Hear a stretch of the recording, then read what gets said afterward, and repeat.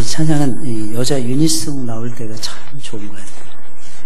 그리고 나중에 남자들이 이렇게 4부로 나올 때는 더 좋아집니다. 굉장히 풍성해지는 그런 찬양인데 참 오랜만에 들은 것 같습니다. 오늘이 제가 태어난 생일날인데 제가 1984년 11월 11일 날 다시 태어났거든요. 34년 만에 11월 11일이 주일이 된 것 같습니다. 제가 세례받은 날이 1984년도 11월 11일이었어요. 근데 오늘이 딱 11월 11일이에요. 34주년, 제가 세례받은 지 34년이에요. 뭐 기억 안 하셔도 되는 날인데 제 마음속에는 잊혀지지 않는 귀중한 날이에요.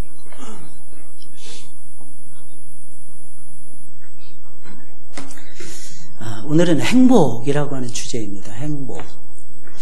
이 행복에 대해서 정의를 내렸던 유명한 사람이 있는데 랜디 알콘이라고 하는 분입니다. 랜디 알콘. 약 한 700페이지에 달하는 굉장히 두꺼운 내용의 행복론을 주창했던 목사님이세요.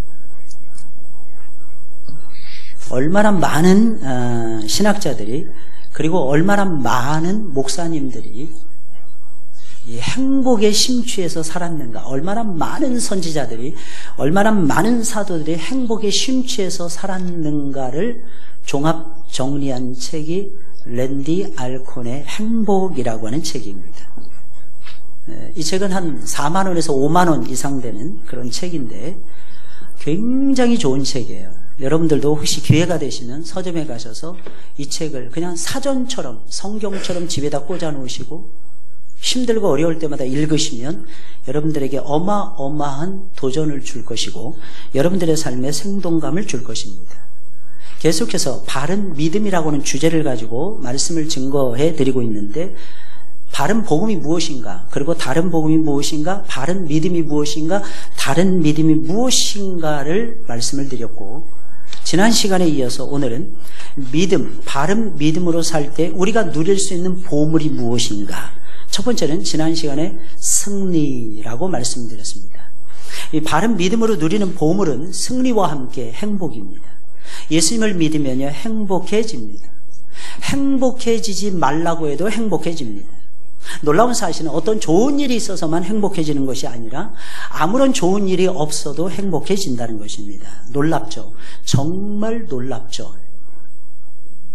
아무리 불행한 사람도 예수님을 만나면 불행이 끝나고 행복이 시작됩니다. 그러니 모든 인생은 예수님을 만나야 합니다. 그래서 어느 목사님의 책에는 이런 내용이 담겨져 있더라고요. 행복의 답은 예수님이시고 행복 매뉴얼은 성경이다. 행복의 답은 예수님이시고 행복 매뉴얼은 성경이다. 예수님을 여러분들의 구주로 영접하셨나요? 예수님의 행복의 답이라는. 그러면 여러분들이 예수님의 말씀인 성경책을 날마다 읽으면서 살아가고 있습니까? 거기에 행복 매뉴얼이 담겨져 있어요. 이 청년 시절에, 젊은 시절에 반드시 꼭 해야 되는 것이 있습니다. 저는 두 가지라고 생각해요. 첫째는 예수님을 만나는 것입니다. 예수님을 인격적으로 만나는 것입니다. 두 번째는 무엇이냐? 성경 속에서 예수님을 만나는 것입니다. 그리고 성경 속에서 말해주고 있는 삶을 저와 여러분들이 기뻐하면서 따라가는 것입니다. 참 놀라운 것은 예수님을 만나면 행복해집니다. 그럼 왜 사람들이 불행해질까요? 예수님을 만나지 못했기 때문입니다. 종교인이든지 신앙인이든지 가늠할 수 있는 잣대가 있습니다. 무엇을 보면 알 수 있을까요? 행복하게 신앙생활하면 신앙인입니다. 그런데 행복하지 못하면, 불행하면 종교인인 것입니다. 여러분, 종교인과 신앙인은 다릅니다. 신앙인은 예수님을 만난 사람이고 예수님을 구주로 영접한 사람이고, 종교인은 교회 다니는 사람을 종교인이라고 이야기합니다. 바른 믿음인지 아닌지 가늠할 수 있는 가늠자가 무엇입니까? 그것은 내가 지금 행복한가 불행한가 하는 것입니다. 먼저 예수님 안에 있는 정서가 무엇입니까? 예수님 안에 있는 정서는 행복이었어요. 예수님 안에 있는 정서가 무엇인 줄 아십니까? 오늘 본문의 말씀을 보니까 내가 이것을 너희에게 이름은 내 기쁨이 너희 안에 있어. 예수님을 믿게 되면은 예수님이 우리 안에 들어오게 되십니다. 우리가 또한 예수님 안으로 들어가게 됩니다. 너무 신기한 건 예수님만 우리 안으로 들어오시는 것이 아니라 예수님 안에 있는 기쁨이 우리 안으로 파고들기 시작을 해요. 그래서 어떤 역사가 벌이냐? 너희의 기쁨을 충만하게 하려 함이니라. 예수님 안에 있는 정서 무엇입니까? 기쁨입니다. 여러분, 사람은 인격을 가지고 살아가고 있어요. 만물은 인격이 없는데 사람만 인격이 있어요. 동물들도 인격이 없습니다. 근데 사람만 인격이 있어요. 하나님이 만든 모든 피조물 중에 하나님의 형상대로 하나님이 우리를 빚으셨는데 그 하나님의 형상이라고 하는 그 이미지라고 하는 말은 영어로 말하면 이미지라고도 되어 있고요, likeness라고도 되어 있는데 그 하나님의 이미지는 무엇이냐면 인격이었어요. 그러면 그 인격의 내용은 무엇입니까? 세 가지예요. 지성, 감성, 의지, 이렇게 세 가지가 있어요. 여러분, 하나님을 아는 지식이 많아지시기를 예수님의 이름으로 축원을 드립니다. 그 사람은 예수님 닮아가고 있는 거예요. 그래서 예수님을 만난 사람은 항상 배우기를 힘씁니다. 항상 겸손해요. 예수님을 만난 사람은 이제 세 가지 특징이 있어요. 첫째, 겸손해요. 둘째, 성실해요. 한 번 직분 받잖아요. 중간에서 이탈하지 않습니다. 웬만하면 떠나지 않아요. 그 직분 그대로 유지해 갑니다. 왠지 아십니까? 그리고 그 다음에 하나님이 그 다음 단계에 새로운 직분 주실 때까지 기다립니다. 성실하기 때문에. 우리 주님이 성실하기 때문입니다. 세 번째, 하나님 만난 사람의 특징이 있습니다. 간절해요. 항상 열망이 있어요. 마음속에 뭔가 불이 있어요. 그 불은 성령의 불입니다. 그래서 하나님을 정말 만나고 싶고, 하나님을 제대로 의지하고 싶고, 하나님 앞에 제대로 예배드리고 싶고, 하나님의 영광을 위해서 살고 싶은 거룩한 욕심이 불타오릅니다. 이건 누가 말려도 계속되는 거예요. 누가 말리면 말릴수록 더 하고 싶은 욕망이 일어납니다. 여러분, 그 중에서요, 많은 그리스도인들이 놓치는 것이 있습니다. 하나님을 알아가는 것을 열심히 합니다. 그런데 이상하게 하나님을 알고 하나님의 의지를 가지고 따라가고 순종하는 것은 굉장히 많이 관심을 갖습니다. 근데 이상하게 감정에 대해서는 중요시 여기질 않아요. 여러분, 예수님 만나잖아요. 아까 찬양대 어땠어요, 여러분들? 천사들의 소리 같지 않나요? 그죠? 천사들의 소리잖아요. 천사들이, 이런 예쁜 천사들이 어디 있습니까? 천사들이 하나님을 만난 것을 입으로 고백하는 데 자리가 바로 찬양대의 자리예요. 여러분, 이분들이 처음부터 음악을 잘했을까요? 저는 그렇게 생각하지 않습니다. 이분들이 정말 프로일까요? 아니에요. 어떤 분이 이 성악을 이쪽으로 이렇게 음악을 전공하시고 이쪽으로 많은 시간을 투자했던 분이 고백을 하더라고요. 뭐라고 고백하냐? 매 주마다 4부로 찬양을 드리는 것만 해도 기적이래요. 프로들도 못한답니다, 이거. 전공한 사람들도 못해요. 근데 이분들은 하시잖아요. 어떻게 할까요? 지휘자가 탁월해서 하실 수 있어요. 사실은요, 그것보다 더 탁월하신 예수님이 이분들의 마음속에 계십니다. 우리 모두가 어제도 청소하는데 수십 명이 나와서 붙어가지고 2층, 3층부터 시작해가지고 지하 2층까지, 아니 지하 3층까지, 그리고 마당까지 깨끗하게 정리를 해놨어요. 한 2시간 넘게 청소했어요. 얼마나 열심히 하시는지, 발이 안 보일 정도로, 손이 안 보일 정도로 굉장히 즐거운 마음으로. 그래서 어제 오후에 간식 타임 가졌는데 치킨 타임을 가졌어요. 2마리 치킨 드셔보셨습니까? 저는 어제 처음 먹어봤어요.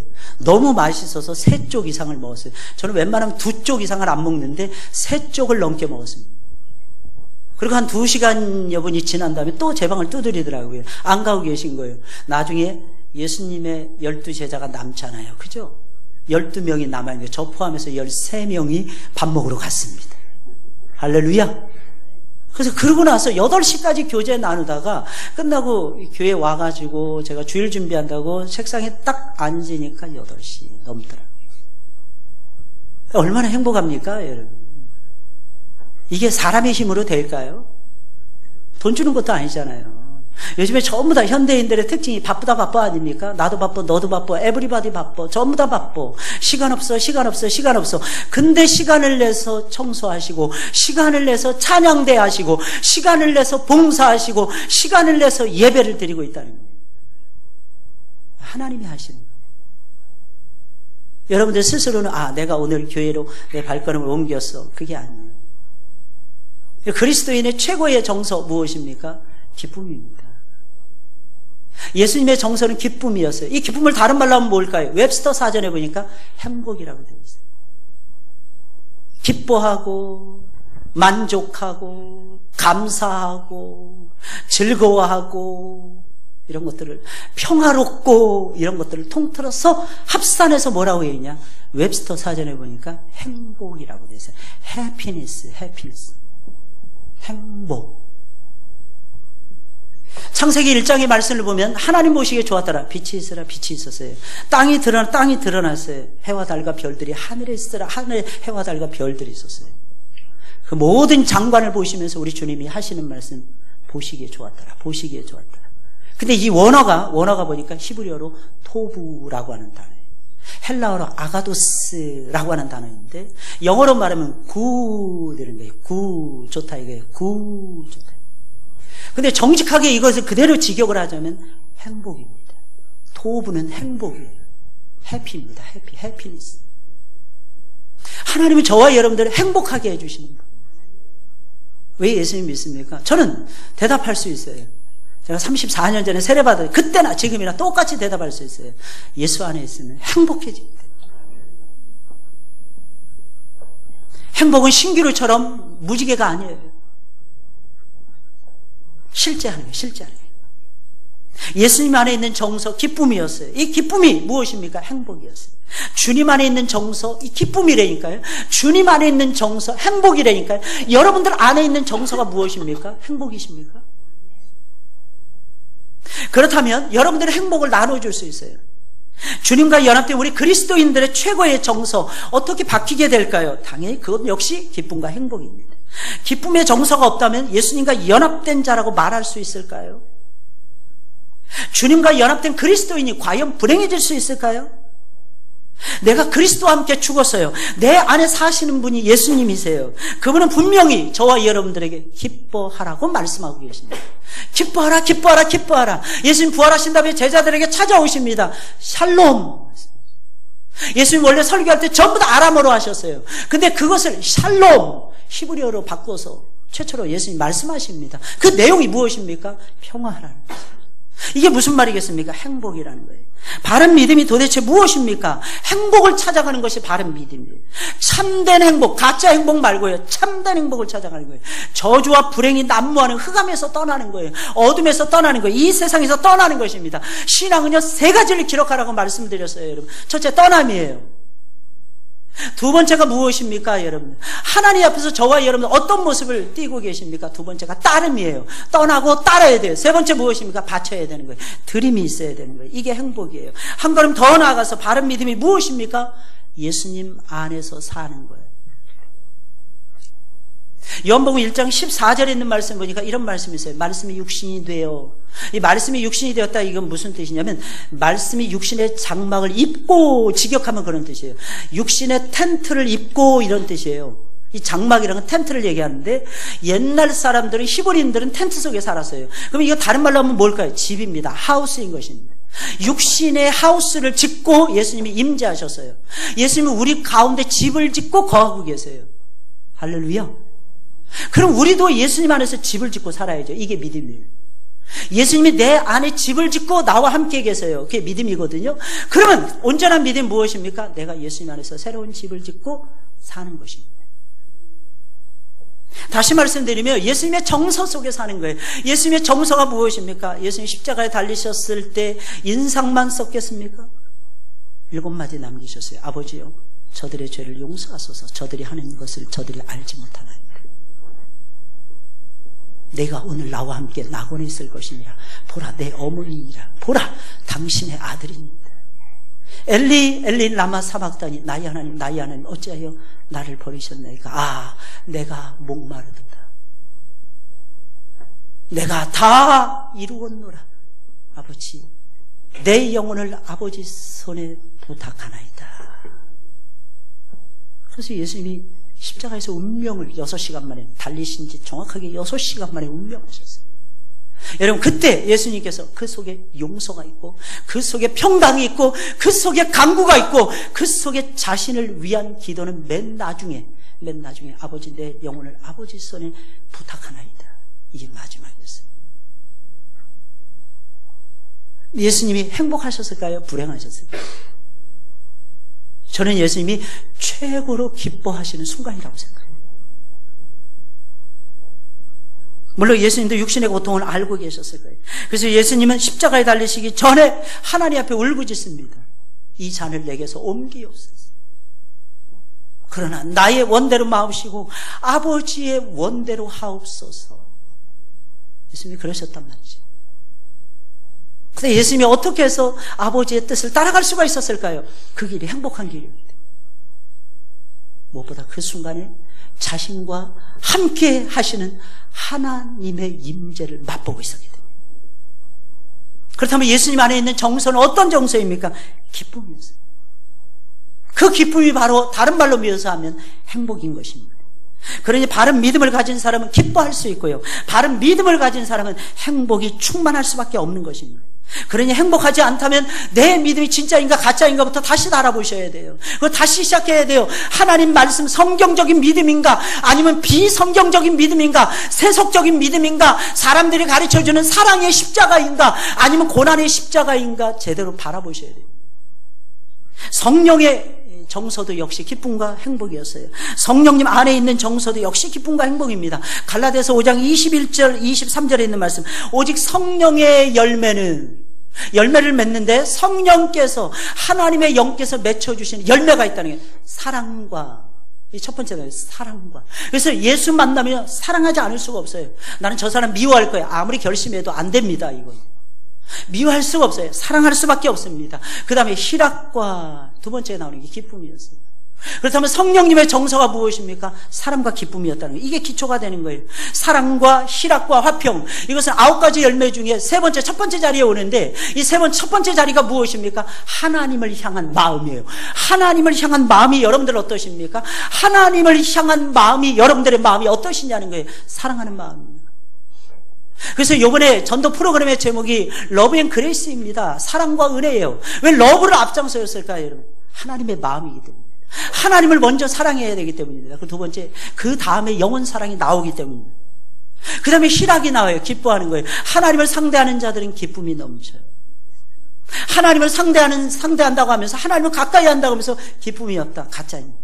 진짜가 아니에요. 막 인상 쓰고, 목사님 내 성편을 모르죠? 모릅니다. 제가 어떻게 다 알아요? 하나님이 아시죠, 하나님.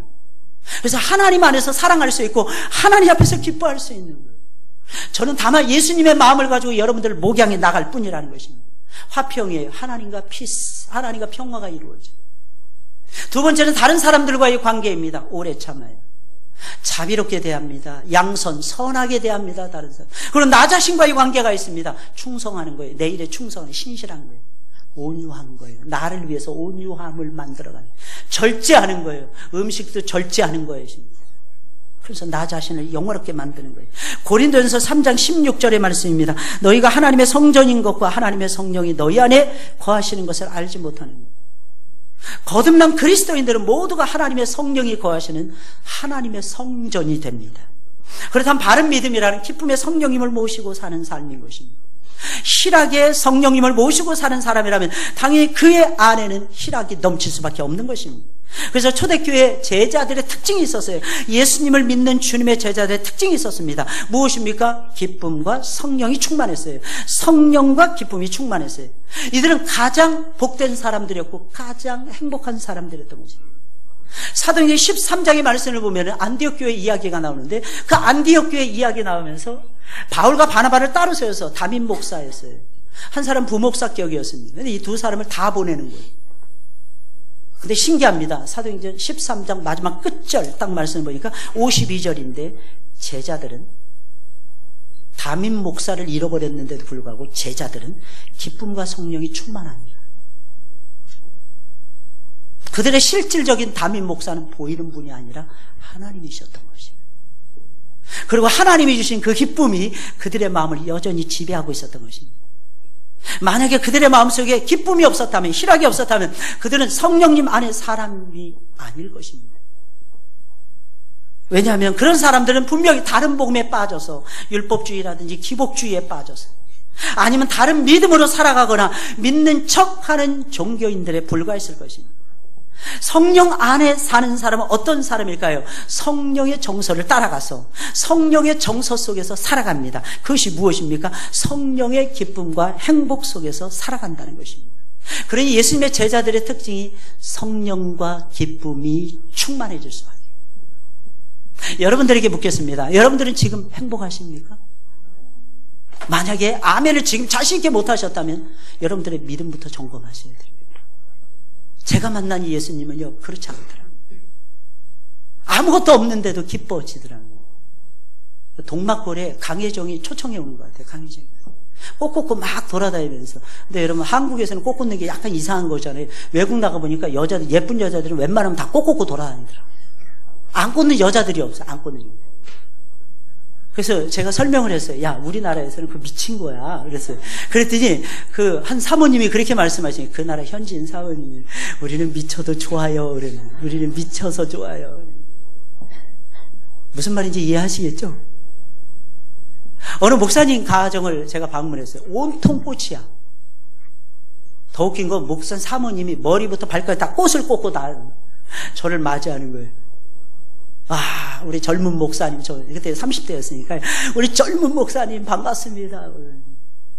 Pastor Bright, welcome to my house. 막 이러는 거예요, 저한테. 반갑다는 거예요. 너무 좋다는 거예요. 근데 온통 다 꽃이야, 그냥. 근데 알고 봤더니 이 사람이 준 장미 받아서 버리지 않는 거예요. 그냥 꽂아놓는 거예요. 여기저기다가, 방에다가. 다 생각하는 거예요. 어떤 거는 막 20년, 30년 돼서 막 말라 비틀어진 꽃이 잔뜩 있는 거예요. 그때도 버리지 않는 거예요. 그 사랑 때문에 생산.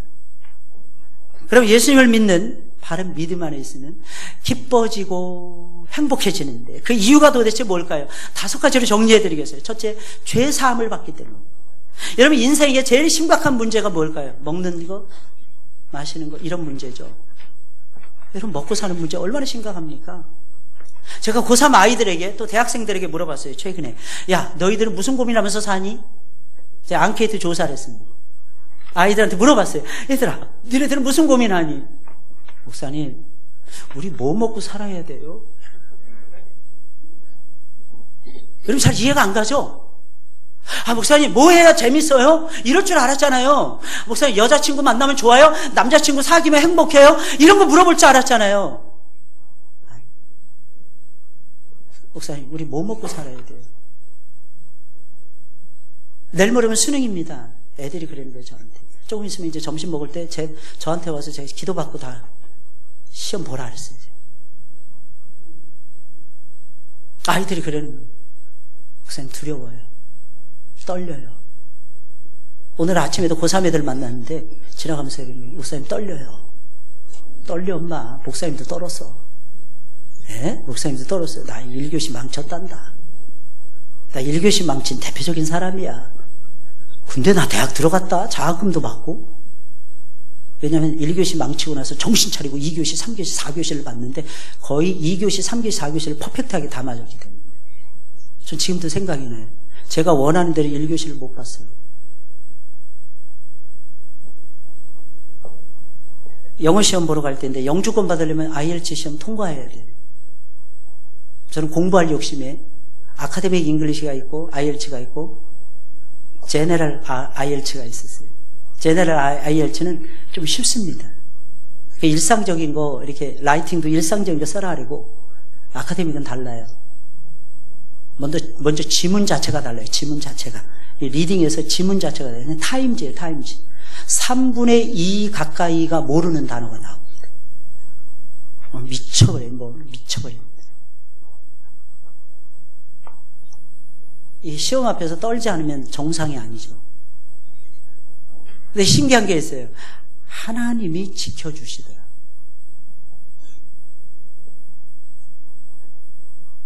저 목사고시 볼 때 5kg 빠졌습니다.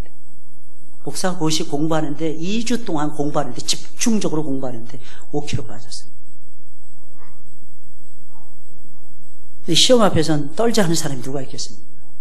우리 아이들의 가장 심각한 문제는 시험이에요. 그리고 뭘 먹고 살 것인가. 자신 없다는 뜻이죠. 그래서 저는 그 아이들에게 이렇게 얘기합니다. 첫째, 하나님이 너희와 함께 한단다. 두 번째, 한 가지만 잘해도 이 세상에서 먹고 사는데 이놈의 교육 방식이 문제라서 다 잘하기를 바란다. 그래서 늘 얘기하잖아요. 에디슨은 전구 발명하는데, 이 전구를 발명하는데 2000번 이상 실패했다는 거 아닙니까? 2000번의 실패 끝에 이 전구 만들었어요. 에디슨이 필라멘트하고 전구 만들어서 열선 만들어가지고 불 밝히는데 2000번의 실패. 기자가 물어봅니다. 당신은 어떻게 해서 2000번을 실패했습니까? 에디슨이 웃으면서 얘기하는 게 굉장히 점잖았답니다. 에디슨은 수학만 잘했잖아요. 그래서 그런 말 있잖아요. 에디슨이 한국에서 태어났으면 사람답게 살 수 있었을까? 죽어도 못 살려요. 다 잘해야지, 한국 사회에서는. 수학만 잘해서 제대로 학교 공부도 제대로 못했잖아요. 엄마가 품고 살았잖아요. 알버트 아인슈타인도 똑같았습니다. 기자가 물어봅니다. 2000번 이상의 실패. 에디슨은 실패라니. 나는 단 한 번도 내가 실패한다고 생각해 본 적이 없습니다. 나는 2000번의 시험 끝에 나는 마침내 전구를 완성했을 뿐입니다. 이게 에디슨의 대답이었어요. 사랑하는 성도 여러분, 우리에게 제일 큰 문제는 무엇입니까? 우리 아이들이 모르는 것이 있어요. 당장 눈앞에 보이는 것 먹고 사는 게 중요하지만 사실 그것보다 더 중요한 것이 있습니다. 무엇입니까? 죄의 문제예요. 실력이 있어도 죄가 있으면요, 감옥에 들어가야 됩니다. 못 나옵니다. 어떤 사람들은 어제도 데모하더라고요. 박근혜 석방해달라고. 막 데모하더라고요. 태극기 집회 열고. 뭐 자유니까 뭐 얼마든지 그렇게 할 수 있겠죠. 한 600명 이상 모였다는 것 같은데. 여러분 어떻게 생각하십니까? 죄는요, 그렇게 두면 안 되는 거예요. 여러분 생각해 보세요. 이 죄 문제는요, 예수님 안에서만 해결이 돼요. 우리의 과거, 현재, 미래 모든 죄를 믿음 안에 있으면 해결이 된다니까요. 이것이 측량할 수 없는 하나님의 사랑이와 하나님의 은총이 아닙니다. 그러니 바른 믿음을 소유하고 있잖아요. 죄에서 해방이 됩니다.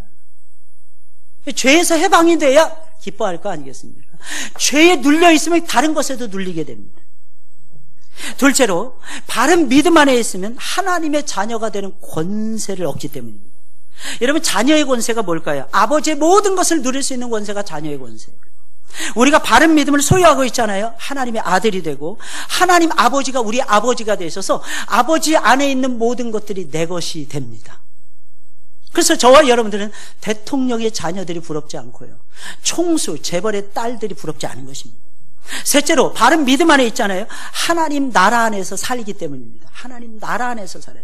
대부분의 성도들은 하나님 나라를 죽어서 들어가는 나라라고 생각을 합니다. 죽어야 천국 간다고 생각해요. 그런데 천국, 곧 하나님의 나라는 공간적인 개념도 있지만 시간과 공간의 제약을 받기도 하지만 소속과 신분의 개념이 훨씬 더 강합니다. 이것을 이해해야 돼요. 예수님을 믿잖아요. 예수님이 내 안에 들어오세요. 그러면 하나님의 통치가 시작됩니다. 그게 하나님의 나라예요. 그러면 어떻게 됩니까? 내가 하나님 나라에 소속이 됩니다. 천국의 시민이 되는 거예요. 할렐루야. 내가 천국의 사람이 된다니까요.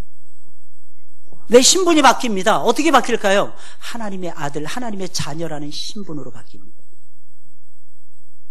참 놀랍죠. 하나님 나라에 소속이 된다는 것이고 하나님 나라 안에서 살게 된다는 것입니다. 바른 복음 안에서 바른 믿음을 갖잖아요.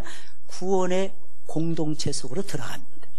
또한 새하늘과 새 땅에 들어가게 됩니다. 예수님이 재림하신 후에는 죄를 완전히 떠나서 의의 나라로 들어가게 되는 것입니다. 그리고 그 나라에서 살게 되는 것입니다. 이것을 설명하는 책이 골로새서 1장 13절에 있는 말씀인데, 그가 우리를 흑암의 권세에서 건져내사 그의 사랑의 아들의 나라로 옮기셨으니, 우리를 흑암의 권세에서 붙잡아서 사랑의 아들 예수님의 나라로 옮겨주셨다는 것입니다. 과거형으로 되어 있어요. 옮기셨다 이렇게 되어 있습니다. 여러분들을 믿는 그 순간에 하나님의 나라로 우리를 하나님께서 옮겨주셨다. 이게 무슨 말이겠습니까? 우리의 옛 주소는 그리스도 밖이었어요. 그리스도 안이 아니라 그리스도 밖이었어요. 그런데 이제는 바른 믿음으로 말미암아 주소지가 완전히 바뀌게 된 것입니다. 어떻게 바뀌게 되었을까요, 여러분? 옛날에는 그렇지 않았어요. 그런데 예수님 믿은 순간 이런 주소로 바뀌지 않았을까요? 주안특별시. 주안특별시. 천국구. 여러분들은 천국 구민입니다. 금천 구민이 아니라. 아니죠. 우리는 다 촌스러워서 경기도에서 많이 오시잖아요, 진짜. 서울 시민도 없고. 행복동. 1번지는 저고, 2번지는 우리 장로님들이시고, 3번지는 우리 전사님들이고, 4번지는 안수 집사님들이고, 할렐루야. 계속 할까요? 5번지는 권사님들이고, 우리의 주소가 천국구 행복동에 있다. 하나님이 주시는 신주소입니다. 무슨 대로가 아니에요. 시흥 3동 962-2번이 아니라 시흥대로 52로 바뀌어졌잖아요. 우리 교회 주소가. 천국은 달라요. 주안특별시. 천국구 행복동. 그게 바로 우리의 주소가 됐어요. 그래서 성도는요, 매일매일 하나님의 나라를 누릴 수가 있어요. 로마서 14장 17절에 있는 말씀입니다. 하나님의 나라는 먹고 마시는 것이 아니에요. 오직 성령 안에서 의와 평강과 희락이라 그랬어요. 이 말은 바른 믿음을 가진 자들에게는 오직 성령 안에서 뭐가 떨어진다는 거예요? 의가 떨어진다는 거예요. 의롭다. 너는 의로운 내 아들이니라. 내가 너를 의롭다 칭하리라. 평강입니다. 평강. 샬롬이에요. 샬롬. 희락입니다. 조이에 기쁨이에요. 기쁨. 기쁨을 하나님 앞에서 누리도록 해주신다. 네 번째로 바른 믿음을 갖잖아요. 하나님 나라를 유업으로 받습니다. 하나님 나라를 차지하게 됩니다. 하나님 나라에 들어가는 정도가 아니라 하나님의 나라를 차지하는 의의 후사가 됩니다. 하나님 우리를 대우하시는데 어떻게 대우하시냐? 아들로 대우해 주십니다. 아들로. 여러분들은 하나님의 아들들이세요. 로마서 8장 17절에 있는 말씀입니다. 자녀이면 또한 후사, 곧 하나님의 후사요. 그리스도와 함께하는 후사니 우리가 그와 함께 영광을 받기 위하여 고난도 함께 받아야 될 것입니다. 많은 사람들은 이렇게 불평합니다. 많은 사람들은 이렇게 원망합니다. 많은 사람들은 이렇게 탄식합니다. 돈이 없습니다. 난 돈이 없어서 기가 죽습니다. 나는 잘생기지 못해서 괴롭습니다. 나는 몸매가 형편없어서 슬픕니다. 특히 나는 가방끈이 짧아서 열등감에 늘 사로잡힙니다. 그러나 우리 그리스도인들은 하늘의 유업을 물려받을 하늘나라의 상속자들입니다. 하늘나라에 가면 이런 딱지들이 다 필요 없어요. 아무 필요 없습니다. 하늘의 유업을 물려받을 상속자들이에요. 하늘의 유업을 이 땅에 있는 무엇과 비교할 수 있겠습니까? 돈하고 바꿀 수 있나요? 어떤 사람도 이렇게 얘기하더라고요. 목사님, 천국에 가서는 돈이 필요 없지만 이 땅에서는 돈이 필요하잖아요. 절대적으로. 근데 이 돈이라는 게 참 얄궂습니다. 이 돈 가지고 우리 행복은 못 삽니다. 절대로 못 사더라고요. 돈이 없으면 불편하긴 해요. 돈이 없으면 병원 가는 것도 망설여집니다. 근데 아십니까? 믿음이 있으면 하나님이 병원 안 가고도 고쳐주실 수 있어요. 역시 아멘이 작을 줄 알았어요. 저는. 하나님이 고쳐주신다니까요. 심지어는요, 먹을 것을 먹지 않아도 배부르게 해주세요. 아멘을 아예 안 하시는구나. 야, 신앙은요, 바라는 것들의 실상이에요. 보지 못하는 것들의 증거입니다. 바랄 수 있는 것을 바란다면 무슨 믿음이겠습니까? 근데 그걸 삶 속에서 체험한다니까, 삶 속에서. 이게 정말 놀랍지 않습니까? 바울은 결혼도 하지 않았어요. 자식이 없었어요. 가진 재산 아무것도 없었어요. 그는 슬퍼하지 않았어요. 괴로워하지 않았어요. 답답해하지 않았어요. 한 가지 눌리는 것이 있어요. 교회를 향한 염려였어요. 어떻게 하면 교회를 은혜롭게 끌고 갈 것인가? 어떻게 하면 성도들의 믿음을 키워줄 것인가? 어떻게 하면 성도들이 하나님 나라를 바라보면서 제대로 살게 할 것인가? 이런 것으로 눌리긴 했어도 절대적으로 그가 답답해하거나 괴로워한 적이, 아파하거나 한 적이 없어요. 그는 모든 것을 다 가진 사람보다도 훨씬 더 행복한 인생을 살았습니다. 행복은 소유에 있지 않아요. 많고 적음에 절대로 달려있지 않습니다. 이것을 깨달으면 경건에 큰 유익이 됩니다. 사는 것이 그렇게 기쁘고 행복할 수가 없습니다.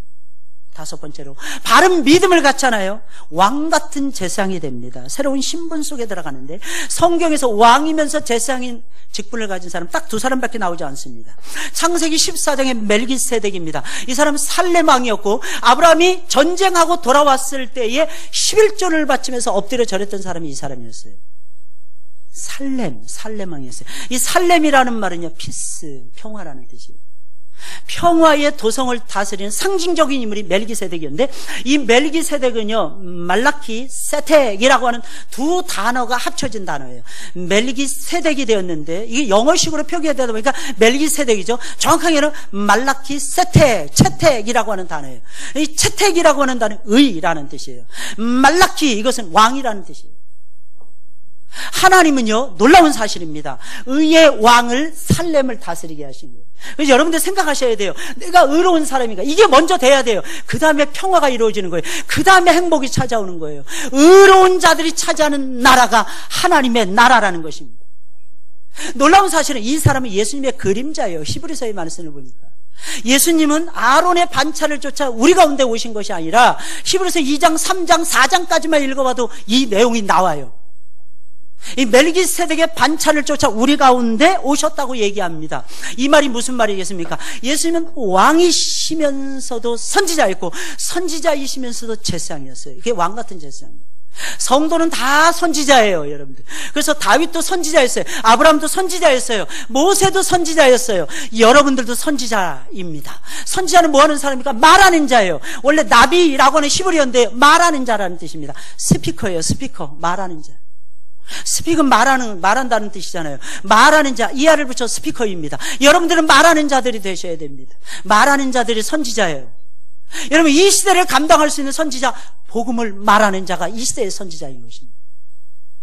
무슨 유명한 사람이 되거나 잘났거나 똑똑하거나 이런 것도 하나님의 영광을 드러냅니다. 그러나 여러분들, 언제 하나님의 영광이 드러날까요? 내가 그리스도의 복음을 말할 때. 근데 제대로 된 제사장이고 왕은 사람은 예수님 한 분뿐이에요. 왜냐하면 멜기세덱은 예수님의 그림자였기 때문입니다. 근데 신기한 게 있어요. 우리를 향해서 베드로전서 2장 9절에 있는 말씀이니까 우리를 향해서 하나님 말씀하시는 거예요. 너희가 왕같은 제사장입니다. 그럼 왕같은 제사장이라는 말은 무슨 말? 주님과 함께 일하는 제사장이라는 뜻. 사역자. 주님의 일을 물려받아서 주님의 일을 일하는 사람이 우리들이라는 거예요. 왕같은 제사장. 어제 2시간 넘게 청소를 하시는데 다들 기뻐서 청소하시는 거예요. 다들 행복하게 그냥 웃음기가 가득해서 그냥 뭐 거미줄도 떼고 뭐 여기저기 지저분한 거 벽도 닦고 막 맡은 봐서 막 마당이 막 은행 나무 잎이 그냥 꽉 들어차 있는데 전부 다 그걸 다 치우고 그러면서도 또 다른 일 또 하라니까 또 다른 일도 또 하시고 뭐 때문에 그러시냐? 성령 안에서 성령 기쁨으로 일하기 때문입니다. 이것만으로도 충분히 행복하지 않을까요? 자리 중에 최고의 자리는 이런 말이 있습니다. 요즘 유행하는 말이에요. 자리 중에 최고의 자리는 일자리랍니다. 공감 못 하시겠죠? 젊은 애들이 자녀로 둔 사람들은 다 공감을.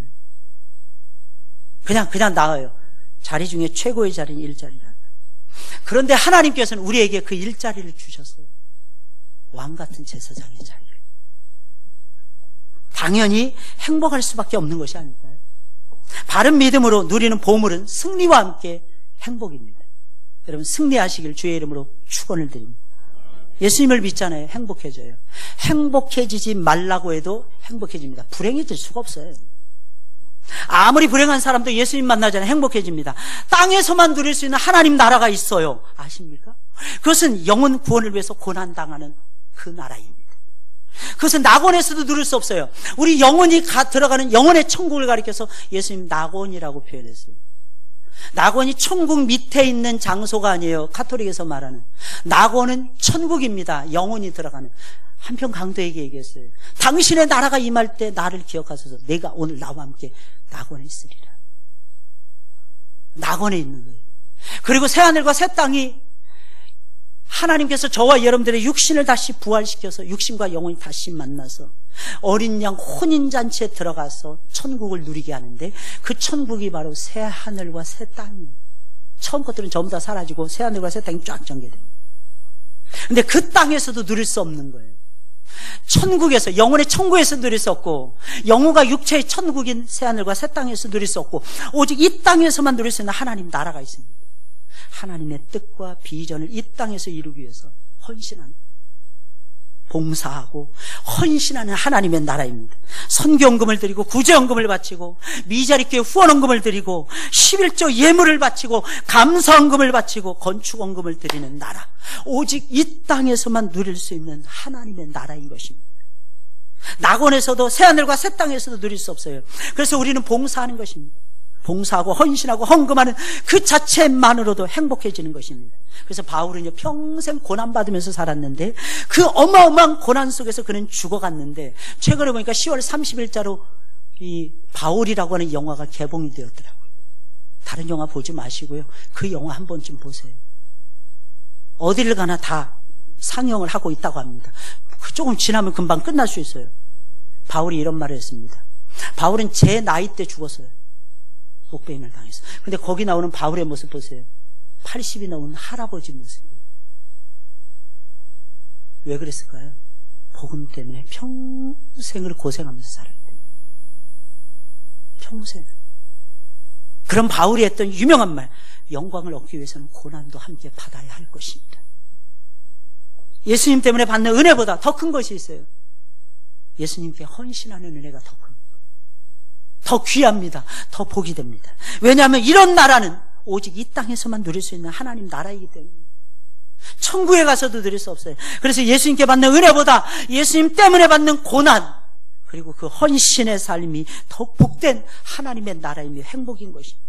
그래서 예수님과 함께 살고 그분의 사명을 이루기 위해서 힘들고 고생이 된다고 해서 우리는 울 수가 없어요. 왜냐하면 그 자체가 행복하기 때문입니다. 그저 감사할 뿐이죠. 이런 천국은 낙원에 가서도 누릴 수 없는 천국이기 때문입니다. 이래서 예수님과 함께 사는 하나님의 나라는 버릴 것이 하나도 없어요. 예수님과 함께 사는데 가끔가다 이렇게 푸념할 때가 있을 것입니다. 왜 나에게는 이런 시련과 아픔이 계속해서 찾아온단 말입니다.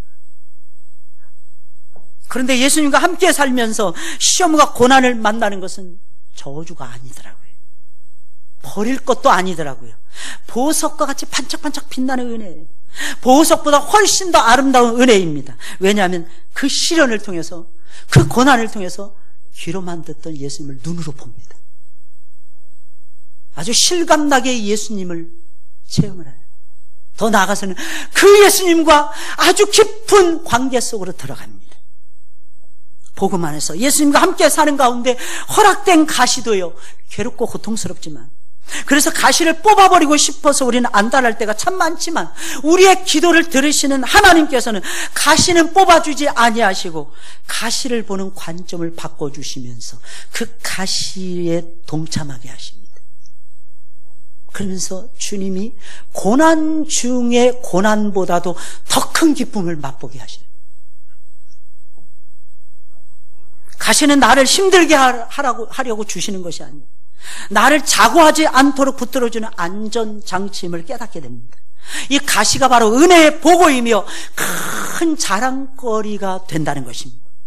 그리고 그 가시 때문에 약간씩 조금씩 성숙해가는 내 모습을 발견할 때에 원망이 변하고 불평이 변해서 감사와 찬송이 되는 것을 느끼게 됩니다.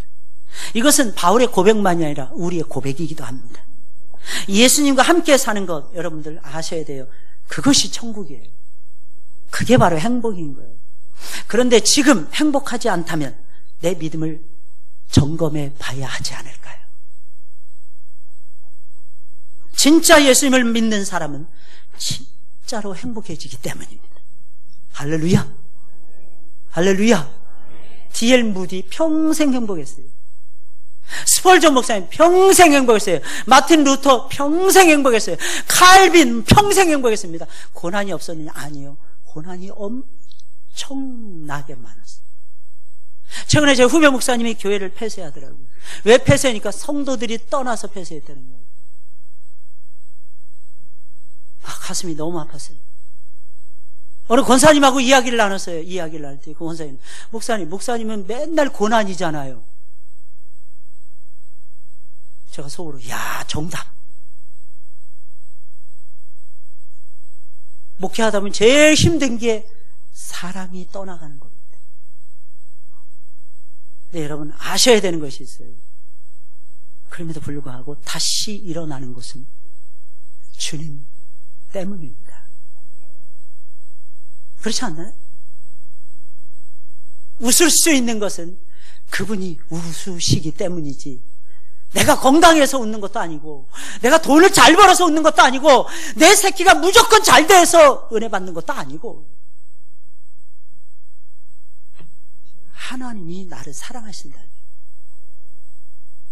나를 부르시고 계시고, 너는 내 아들이야. 너는 내 아들이라. 이게 막 오늘날 내가 너를 낳도다. 이 소리가 들려오는 거예요. 너는 내 아들이라. 잊혀지지 않는 주님의 사랑의 음성. 그래서 우리가 사는 거예요. 실패하지 않기 때문에 예수님 따라가는 것이 아닙니다. 실패가 산더미처럼 쌓일지라도 우리는 승리자 되신 예수님을 따라갑니다. 그분 안에 행복이 있기 때문에, 그분 안에만 진정한 행복이 있어요. 진짜. 여러분, 전도는 이 행복을 나눠주는 거예요. 이 행복. 저는 전도할 때가 제일 행복합니다. 왠지 아십니까? 내가 아는 행복, 내가 예수 만난 그 기쁨을 증거하는 것만큼 행복한 일이 어디 있겠습니까? 저는 참 행복한 목사인 것 같아요. 여기저기서 저한테 설교해달라고 그럽니다. 저는 정말 행복해요. 왠지 아십니까? 제가 행복하니까 어딜 가나 행복하게 설교할 수 있기 때문에. 지치지 않는 것이 아니에요. 지칩니다. 힘이 듭니다. 답답하지 않는 것이 아니에요. 답답해질 때가 있습니다. 그런데 예수님만 생각하면 시원해져요. 예수님만 생각하면 마음이 평안해져요. 예수님만 생각하면 내가 이 세상에서 제일 행복한 존재인 것처럼 생각이 듭니다. 이것을 무엇하고 바꿀 수 있겠습니까? 예수 따라가는 행복 누리시기를 주의 이름으로 축원을 드립니다. 우리 찬송 부르겠어요.